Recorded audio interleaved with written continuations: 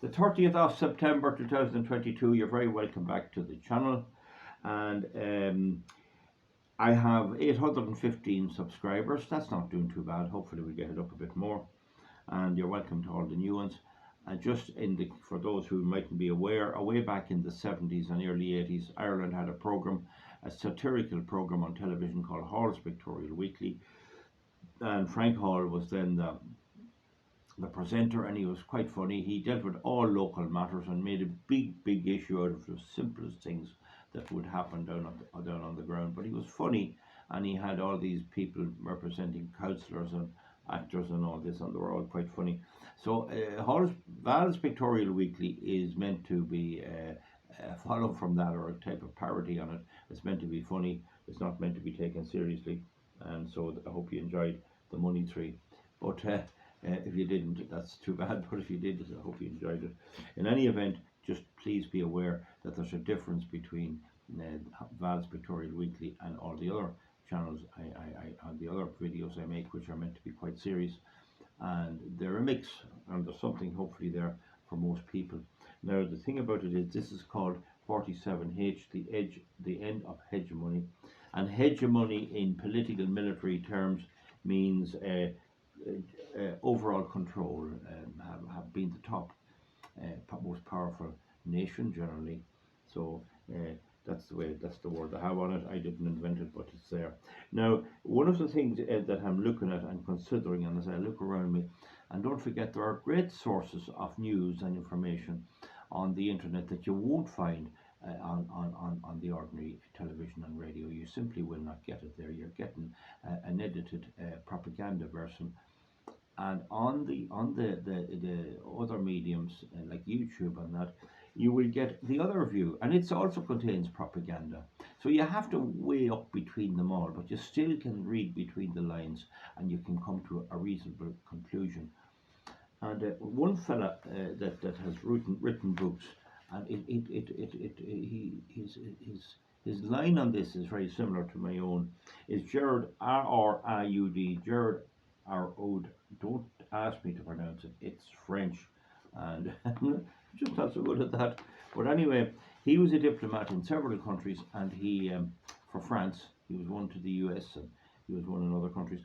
But a very nice man, and he wrote these books setting out the way the world is going. Now, he makes the point, and I think this is very true, that before the Second World War, the order down through the centuries, and in the 19th century and the early 20th century, and possibly way back in the 16 and 1700s, that there was a certain order of power in the world, and you could take it any way you wish. I only put these down out of my head. So you had Tsarist Russia, you had Britain with its empire and its queen or king, you had Germany, which was quite a strong power. Like, I mean, it fought 2 world wars and could have won. It didn't win, but it could have won, and it would be then a very powerful place. France had a good bit of punch as well, and had quite a bit of power, and they helped the American independence movement win the War of Independence. And then America came on, and it had a navy, and it became very powerful too, as did Japan, like in the early 1900s. Now, America, there was a lot of things America did which might have been wrong. It done a lot of things right. There were Barbary pirates operating off the coast of North Africa, and they were the most brutal enslavers, killers of all kinds, and they pilfered and acted as pirates for centuries, and raided the town of Baltimore in Cork and took away its inhabitants. And the Americans put an end to that. It was they who put an end to it, not the British. And they didn't. That only happened like in the 1800s. They were going on at this right into the 1800s. But anyway, I'll not be too accurate in that, and please don't hold it to me. But you saw there was a kind of a spread of power. Now, that was all very fine until the First World War, which the Germans lost, and that set them back, and they didn't like it, and Hitler rose to power. But also there was the Bolshevik Revolution in Russia in 1917, in which the communists took over. But the communists built up quite a strong military, and the Germans got involved in the First World War, and you know the story there.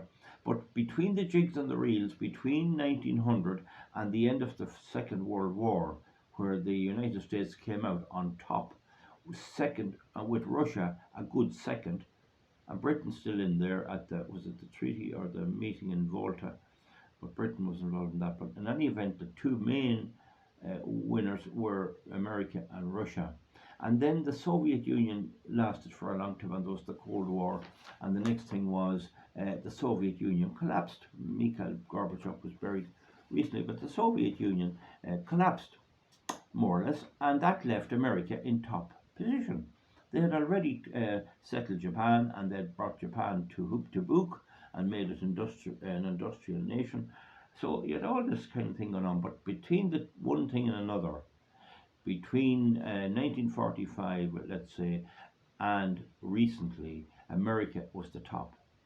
And it did some good. I wasn't totally against it going into Iraq, because Saddam Hussein was a brutal, brutal person, and he was going to war against Iran and doing all these things. I'm not so sure I was against it, but there was several things they did since that, and they have been interfering. And the big thing was Colonel Gaddafi was starting his own African currency, and they killed him. And that was done under Obama. And that proved the point that America was not just a simple force in the world, and it's killing a lot of people every year and all that. So, but the point about it is that Mr. Arud, this diplomat who's retired, and I agree that everything changed. That day is gone. And one of the first things that I began to notice, and I supported Trump, was that when he began to go for power, he said no more foreign wars. We'll not get into foreign wars. And that's all very fine, but then who replaced it? So Trump was in a way one of the first to try to withdraw the United States from these endless wars. But these endless wars might have been doing something good or bad, because I believe there is no such thing as a political vacuum. There isn't a political vacuum. If you leave a weakness, somebody else will move in. Now, then Biden got elected, God help us, and he said no more wars also, and his son Hunter Biden was messing about in Ukraine. You know the crack there. Nobody would investigate him. You have all the Democrats now in power after Trump still, but they won't investigate him. And America's doing a lot of infighting, and it has this climate hysteria and this COVID alarm where they sacked or dismissed many good servicemen, many good fighters and soldiers for not taking the vaccine. That's what they did. A strong country does not do that. And of course, they're hysterical with this climate change thing.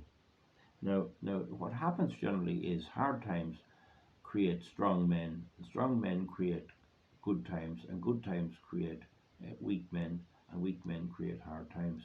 That was an old saying. Now, the pinnacle was when Biden pulled out of Afghanistan and left the unfortunate Afghans there. Now, whether Trump would have done it, I don't know. But certainly, although the Americans were forced out of Vietnam, they weren't forced out of too many places. They usually won in many places. But anyway, when they did that in Afghanistan, that signaled the end, that they weren't prepared to get involved in foreign wars. And again, I repeat, I maintain there is no such thing as a political vacuum. It doesn't exist. You pull out like that and you have no boss, somebody else will very soon step into your shoes. And America has gone very weak, so has Britain. And then the EU came up. And you see, the EU has to be counted in this equation, because it's only really come to the fore in the last maybe 25 years, last 10 years really. So now it has notions of being a superpower of its own, under the Americans, second to the Americans. But what has happened is that India is awake and is rising. China is awake and is rising. Russia is now involved in invading neighbours, threatening nuclear war. There's the rest of the world, like Malaysia and the Philippines and all these places. And there's Africa. Now, when I was, for most of my life, we had these collections from what they used to call the black babies and the foreign missions, where Europeans went over to bring them into our religion. And they were exploited, unbelievably so. I mean, they enslaved the Africans for centuries. They brought them over to America as slaves, as beasts of burden, and worked them to death. But the other thing was, there was a place called Biafra, which was in Nigeria, and it's Nigeria now. And we had nothing during my upbringing, only the terrible hunger that's there. And you have this going on in Somalia and Yemen at the moment. But there was this other place, Calcutta, and there was this great Mother Teresa. I have nothing to say wrong about her. She reminded me a bit of Greta Thunberg in ways, but she tried to help the terrible poverty there. But the image that was given to school children in Europe and in Ireland, and the image that I had in my head was, these places are poor, they're never going to be regulated, they're never going to be able to govern themselves with corruption and everything else. Now, the point about it is, although I haven't been to India ever and I don't know, it looks to me that Calcutta is cleaned up. It looks to me that a lot parts of Africa, not them all, are starting to realise that the answer to their problems and that is not to follow European or American instructions on all the weird, crazy things that's going on there, but to do it themselves. This is quite wise. And so this diplomat I mentioned there, the Gerard fella, and I see that as happening. There is a move whereby the Europe and America and Canada and those countries are being left behind. They have attacked their own industry. They've attacked their ability to produce. They're attacking their farmers at the moment. They're attacking fuel. They're imposing taxes for burning fuel. And they have this carbon tax where they want this narrative that, oh, climate justice, Right, so what happens is, I run my tractor to produce some silage and hay and straw and all that, and I feed my cattle and animals, and I produce food, and I'm paying a carbon tax for producing that food, which has to be handed on to the consumer. They then take that tax, which totals 70 billion euros last year in the European Union, and they want to give it to their pet projects. And among their pet projects would be going over to Africa and telling them, put up your solar panels or windmills. Don't use fuel. So haven't they themselves built their whole wealth and economies on the burning of coal, oil and gas and all that, they are now trying to influence these countries. They want to keep them down, but in a different way. In the years ago, they kept them down by brute force and slavery and robbing all their assets. But they weren't smart enough. Instead of getting in there and giving them a bit of investment and trying to keep a say for Europe and America in the huge wealth that is in Africa, the great land and the great facilities that are there, and the great pristine environments that should have been preserved by a decent West. It's what they tried to exploit them every way they can. And eventually China got in there, Russia got in there, and India got in there. And they began to tell them, why are you bothering with those guys? Those guys are never going to do anything. We'll do it for you. And China has a Belt and Road initiative, in which it helps these countries, and it's really a snare for debt in many ways, but they come with the money and they let them build whatever they want to build, and so China has influence. Russia a little less so, and India a little less so, but it's growing. And so the African nations are beginning to look back on 20 centuries, maybe a long time anyway, maybe perhaps 1,000 years, and they're beginning to see, why do we need this West? What's in it? And then when they go to try to make their own product, And a typical example of this is coffee. You cannot, African people cannot make their own, grow coffee beans and then make it into a coffee product in their own country, like Tanzania or Uganda. They can't do that and make that coffee and sell it into the European Union or the United States. They're prohibited from doing that because the United States, because these countries block it. But even more important, and more so in the case of Africa, is chocolate. It's the same with chocolate. As you know, Holland and Belgium and these and Britain, and even Ireland to a certain extent in France, they're big into chocolate. This is a luxury item, and you have all this big fancy names and all that. But the raw materials is taken in from Africa, and they're not allowed to sell in their own product. They can't produce their own brand of African chocolate and sell it in these countries. They can only send in the raw materials. And these countries are beginning to see that the Europeans and the Americans are not at all genuine. And then they see that when they want to do something or use fuel, that the Europeans and the Americans are trying to block them. And they're using this climate change as the excuse. They're trying to block them and use the climate change and indeed maybe to some degree the COVID, I won't go into that, as an excuse.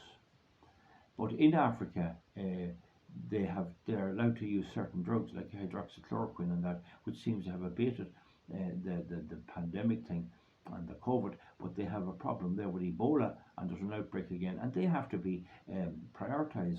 They have to prioritise what really is serious, and Ebola is much more serious than COVID was. But apart from the COVID, apart from that aspect of it, there is the real thing that what exactly are the plans America and the West and Europe have for Africa.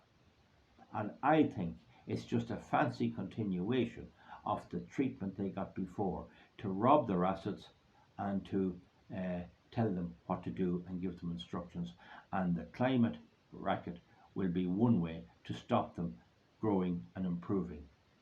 I think India has already helped to pull itself out of poverty to some degree, and I think Africa could be doing the same.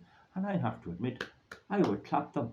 I don't want to see these kids with hungry bellies. I want to see happy Africans, happy Indians, happy people.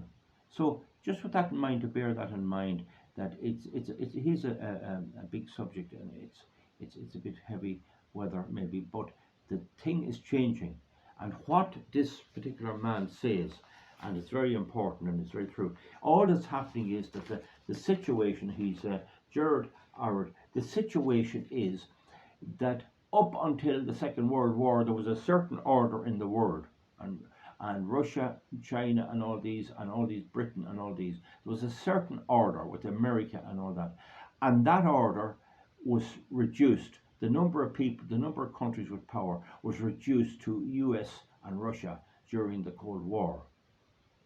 And then Russia collapsed and the US was top dog for perhaps maybe 1980, perhaps 1985 or 86. America gained dominance and is dominant right up until very, very recently. And the marker for the end of that dominance was the withdrawal from Afghanistan. That was the final straw. That meant they were not going back in there. Whether they get away with it, maybe they will have to go back to places, I don't know. But they don't have the power. They have a great military and all that, but their society is riddled and rotten from within. They're into all this cultural and Marxist mass migration, LBGPT, and chasing down and hunting like a dog anyone that has conservative views, of which Donald Trump was one. And so it's not in order at home to do what it used to do, and it very soon will probably not be in order again, and that will affect the lives of people in Europe and the people in the EU. And the EU is hoping America stays top dog, but whether it does or not, I think the EU itself is now facing a terrible, difficult times. It's a difficult video to make, folks. Sorry if it's a bit awkward. I mightn't get too many to watch it right through, but It's a very important point to note, and one you won't hear or see on mainstream media. Give me a thumbs up or thumbs down if you didn't like it, and we'll see you back for something else soon. Thank you.